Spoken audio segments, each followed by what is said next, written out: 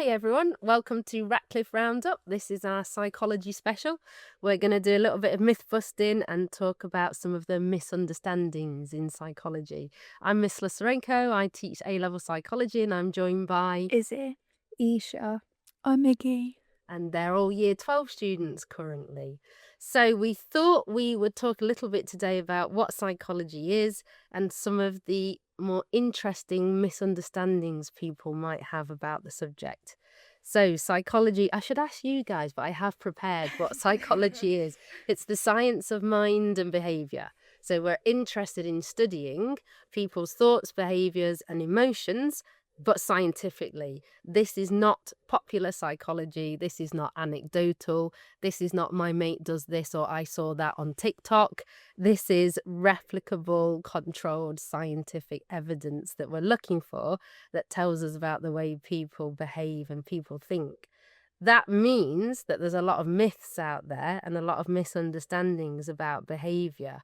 For example, you might have heard of the Mandela effect. So the famous line, "Play it again, Sam," from the Casablanca film, or "Luke, I am your father" from Darth Vader in Star Wars. Neither of those lines were ever said, but if you ask people for a famous quote from those films, that's what they'll say.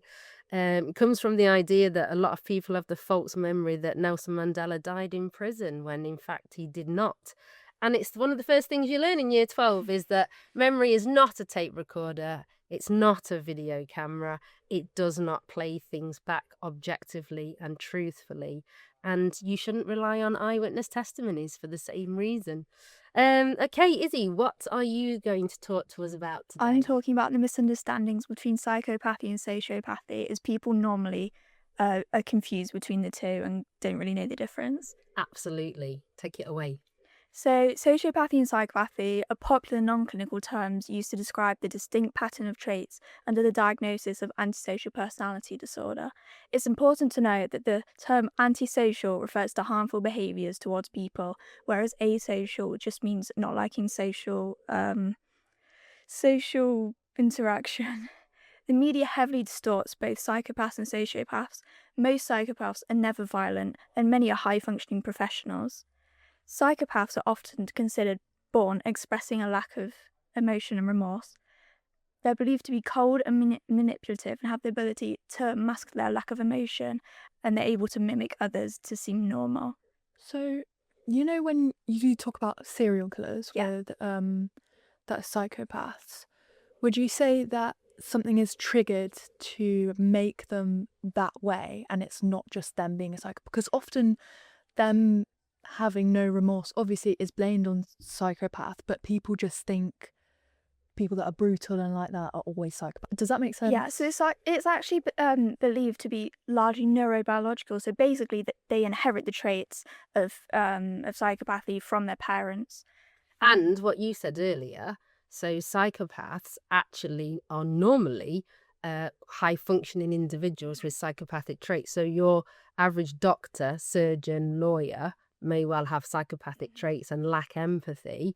It's just that in serial killers, it's become also combined with other traits like aggression, impulsivity, and other negative traits that has led them down, and perhaps an environment that's then triggered their neurobiology that's led them down the serial killer route, whereas the surgeon, the army officer, is putting their psychopathic traits to good use, aren't they?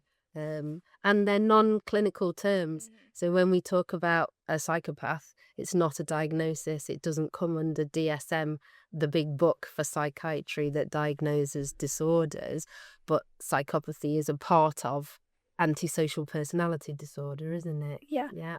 And then there's the confusion between psychopathy and sociopaths. Individuals with sociopathy often are highly emotional and aren't able to mask those aggressive and impulsive tendencies. And those sociopaths are they're more likely to engage in harmful behaviours, but typically try to rationalise themselves. Some people with sociopathy are impulsive and they struggle to keep their feelings of rage in check. People who show sociopathic behaviours often experience childhood trauma, such as physical or sexual abuse. Experts believe that certain individuals with have a genetic risk for sociopathy, and environmental factors could be a trigger for the condition. And when diagnosing the both, typically most people who present symptoms for either condition will be evaluated for antisocial personality disorder, so the umbrella disorder. During the diagnostic process, a mental health professional may further evaluate to differentiate between psychopathy and sociopathy. The Hare Psychopathy Checklist is a clinical assessment used to measure psychopathic traits in an individual. It's considered a gold standard tool in forensic psychology and criminal research when identifying a sociopath. An estimate of roughly 1% of the general population meets the psychopathic criteria. Antisocial personality broadly affects about 3 to 4%. So it's rare, and psychopathy is much more difficult to see in people, isn't it? So in a sense, does that make you more dangerous because you can hide your psychopathy more easier than you're saying a sociopath just can't hide it. They can't pretend to fit into society, whereas the psychopath can, and they can hide it. But if you want to check your own potential for psychopathy, then you could take the Hare checklist, can't you? And see whether you score highly for psychopathy. There's also the Eyes-Enk personality test as well for psychopathy. If you're interested, we'll do that in year 13. So we'll know next year how psychopathic you are. Yes. Okay. I was going to ask, Miss, do you think there's a reason as to why psychopaths can mask their psychopathic traits? So potentially it goes down to the neurobiology, doesn't it? So apparently with psychopathy, mirror neurons, your mirror neurons in your brain allow you to understand others' intentions and to empathize with the way other people are feeling. With psychopaths, it's not that their mirror neurons don't work at all, it's just that they don't work automatically. So if you saw something bad happen to someone else, so if someone trips over in the corridor at school, you'd be horrified because you'd be thinking, oh no, that would be really embarrassing if it happened to me. I can imagine how they're feeling. Whereas a psychopath can perhaps feel some of those feelings, but doesn't automatically on seeing the other person trip over. They have to be told. They have to think about it. Yes, exactly. Yeah, they have to think, oh, perhaps that wasn't very nice for that person. So perhaps that is why they do have an ability to mimic other people and to have more of an understanding that other people feel differently, whereas the sociopath can't mimic that normal empathic behaviour. So potentially, although I'm not an expert, I'd like to say. Okay, lovely. Are we ready to move on, Isha, to your... Yes, so I spent some time investigating the theory that opposites attract. So I found that opposites do not attract, that if you are different to somebody, that creates a sense of, you're a little bit intrigued at first, but that doesn't create a foundation for a stable or long-lasting relationship.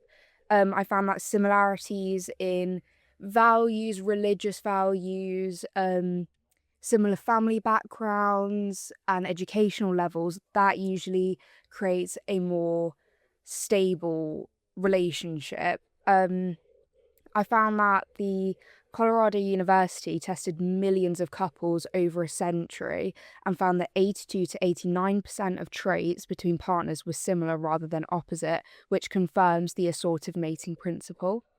I found that there's a theory between extroverts and introverts are more attracted to each other because they're different, and that's not true at all. Extroverts are just as likely to find attraction to other extroverts as well as other extroverts as well as other introverts.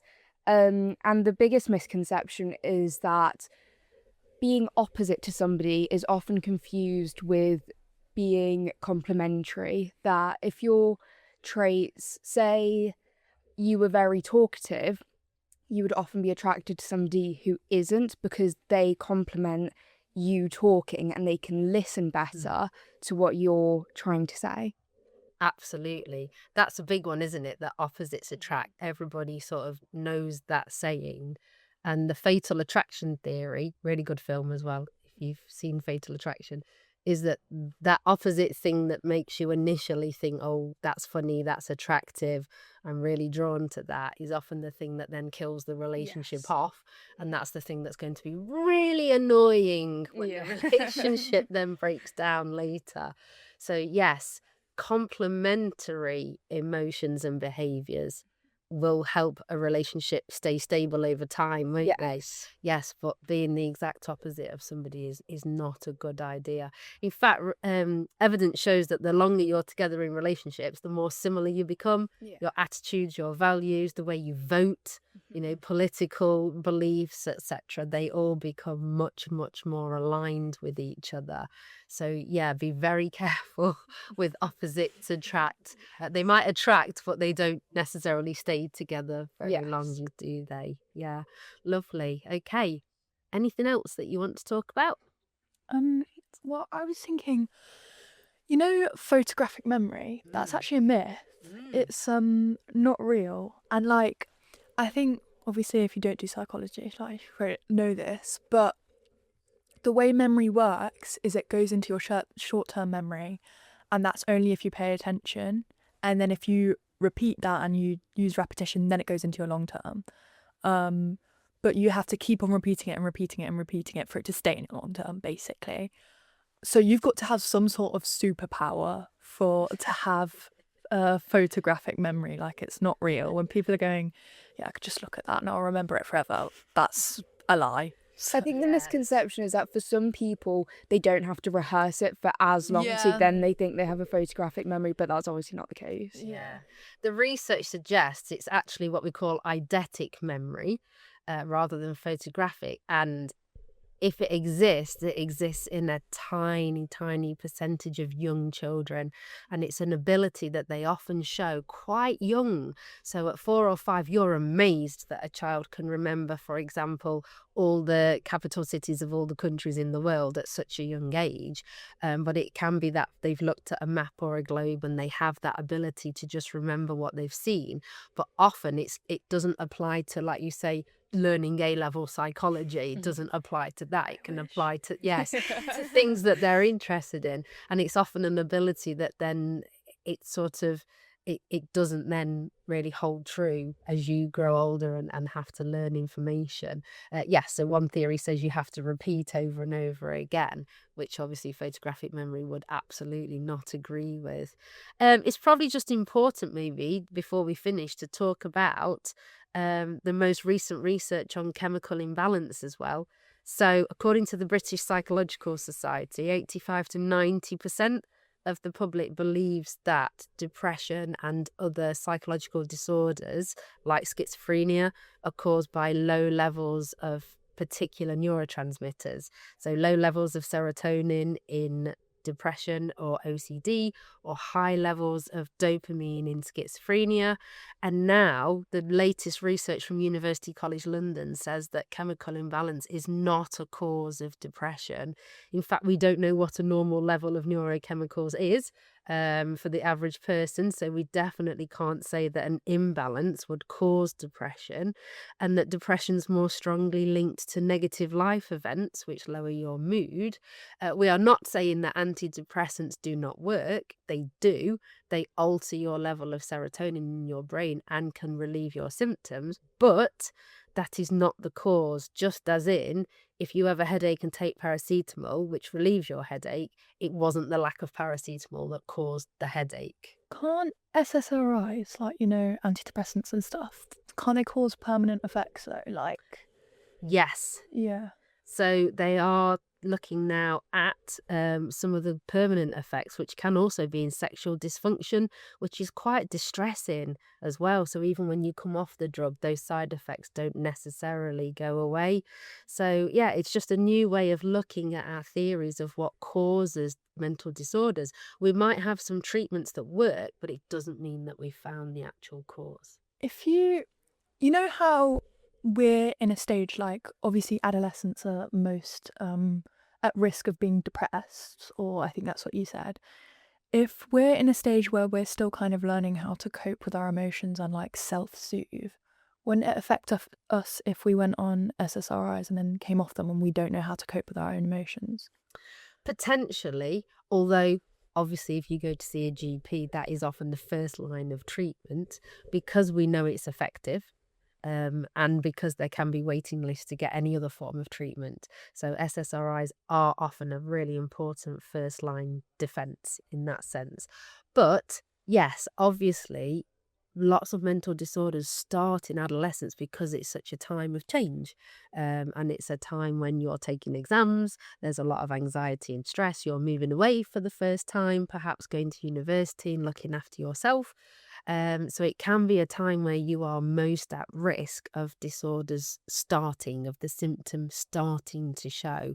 Ideally, what we would do in an ideal world is we would assess everybody at 13, 14, see who's displaying potential indications that you might be vulnerable later on, and then we would monitor that and put more systems in place other than just SSRIs or medication. Yes, in an ideal world, that would be better to prevent rather than try and then treat once a problem has actually started to show itself. Absolutely. Okay, are we going to round up Ratcliffe Roundup now? So thanks everybody for listening. I hope you've learned something of value, and come and see me in the psychology room if you're interested in psychology. Thank you.